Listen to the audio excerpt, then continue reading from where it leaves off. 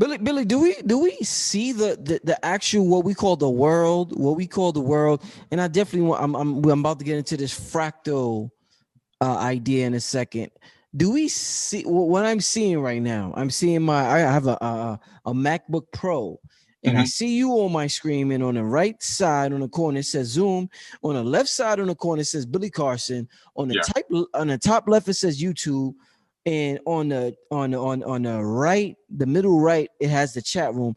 Am I seeing when you did like this is a biological avatar? This is an advanced machine we're using, our spirit, our soul. Am I seeing this or am I projecting this? Because according to David Icke in his book, our brain takes our vibration, it converts it into digital information, ones and twos, and then the left side of our brain creates a so-called holographic reality. So am I seeing this or am I projecting this from the inside of my brain that's getting it from mainly my heart that generates feelings or emotions? Yeah, you're projecting everything, and we were all projecting. Matter of fact, you're talking to me right now, but you're not really talking to me. You're talking to yourself. Talking to myself. See? Wow. Talking to yourself. You see, the only thing that truly exists in the third dimension is consciousness. Yeah. That's it. Okay. And so, there's only one consciousness. There's only one divine source. And what's happened is that divine energy has split itself up into multi-Googles of entities all throughout the entire universe to experience itself subjectively from every different type of manifestation that can possibly exist in the third dimension. Even from a blade of grass, even from a rock, even from an atom that's inside of the laptop the MacBook you got right there. It's experiencing itself subjectively. And because of as above, so below, you can say, well, let's see, can we correlate that same type of a system to our own self in a smaller scale? But what does a human being do? An avatar body.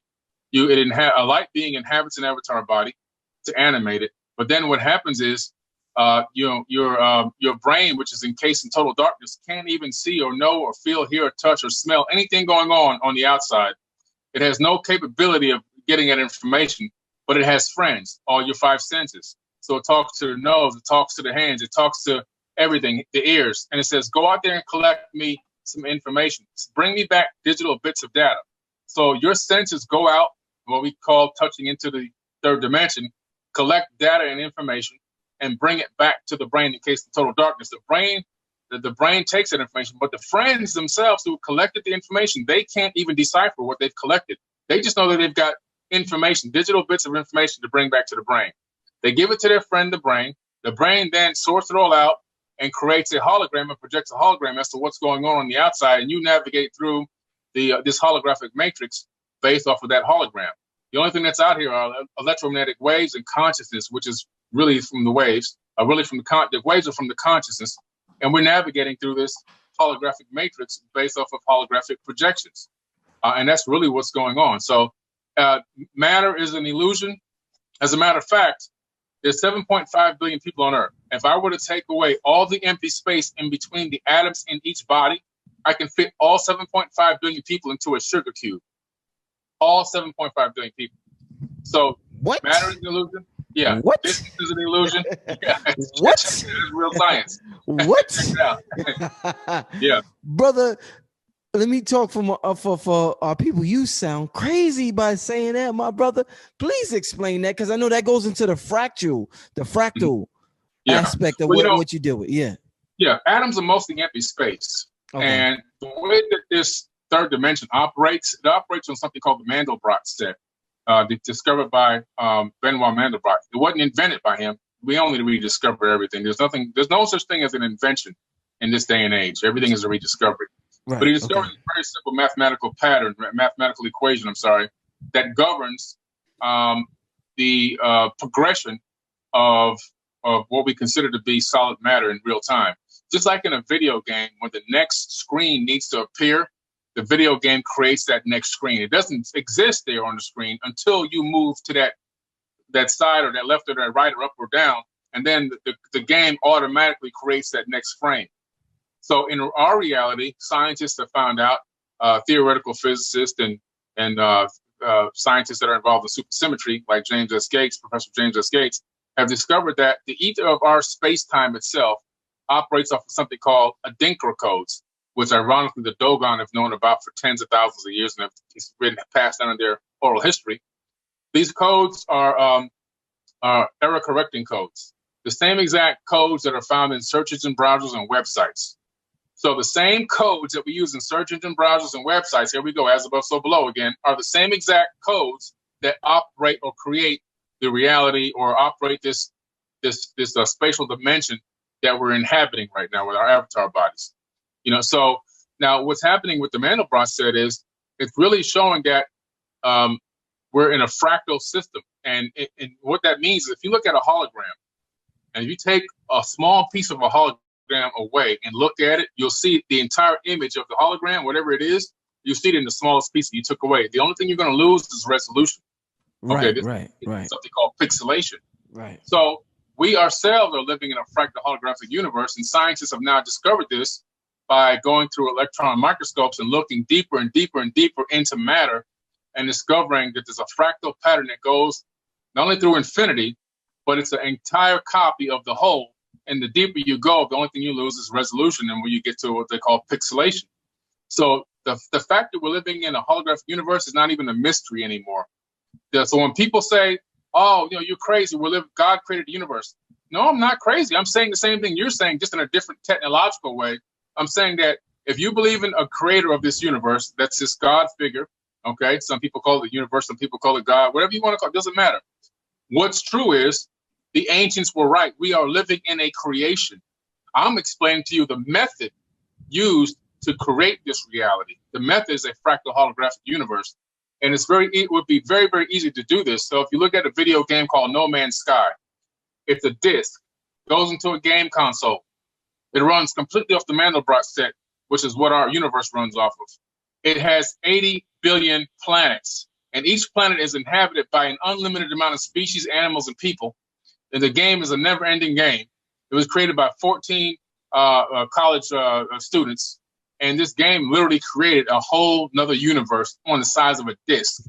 You look at the Sims video game. The Sims video game is where you have people in there. They go to work, they get married, they have babies, they have parties, they go to clubs. All this stuff goes on in the Sims. They have pets. But the Sims are going to be conscious in the next 5 to 8 years with AI technology. So now scientists have come to the realization that the Sims are going to become conscious in a video game. They're going to start asking the same questions we're asking. Who's our God? Where did we come from? Who created this? What was our Big Bang? Well, the Big Bang is when we turn on the game console. That's the Big Bang for them. And they then themselves, how long will it take before they create a game or a program that creates a universe inside of their universe? You see, so we're living in a multi-layered universe. We're living in a multiverse, and the odds that we're at base reality are probably 10 trillion to 1. We're probably so far away from base reality, that's not even funny. There's probably Googles of universes above us, created all from ancestor civilizations. And this has probably been going on for an upteen Google of years. And I keep using that word Google because Google is a number. People don't know that. If you don't know that Google is an actual number, it's a number that's so big, the zeros would run down your block and around the corner several times.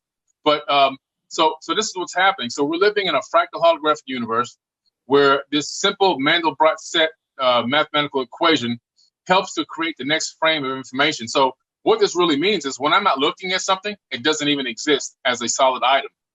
If you're at work and you're not at home, your home is just an electromagnetic wave. The only thing that collapses that wave into a structure that you can recognize as your house is your conscious observation combined with frequency and vibration, which slows down the vibration of those atoms and then creates this illusion of matter that you're calling your house in the third dimension. And is what you're describing, is that what we, as soon as we study quantum physics, is that what we call the double slit experiment? Right. The double slit experiment is a very good example of this. This is how we started to discover that consciousness literally helps to create reality.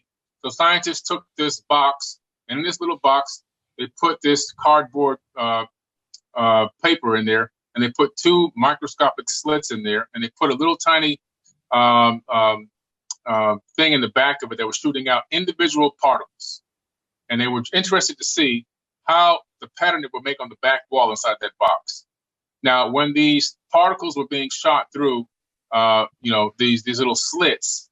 They were creating a wave pattern. In other words, interference pattern on the back wall. And they were going, wait a minute, how can individual particles create a wave pattern? Right. That means that they're not particles, they're waves. This is really interesting. So then they said, okay, we got to watch this thing happen. So they put a little camera down there and they started to experiment it again. What happened was when they were looking, just with a camera, this is how smart the universe is. It realized it was being looked at, so it collapsed back into particles and created a digital pattern on the back wall, which should have been in the first place if we really understood the universe. In our mind, it should have been digital the first time. But no, it wasn't. We weren't looking. It was a wave. When we were looking, it became digital matter. You see? So digital particles. So we have to understand that the act of conscious observation changes the way the universe appears. So our consciousness literally, we co-create reality. We're literally all co-creating reality. So we don't create reality singularly, but collectively we do. But we also have something else called a reality tunnel. And that's where things like the law of attraction work for us and other parts of like the way that we experience things and the way that we control our lives and the way we move forward and our goals, desires, and wants and needs and everything else.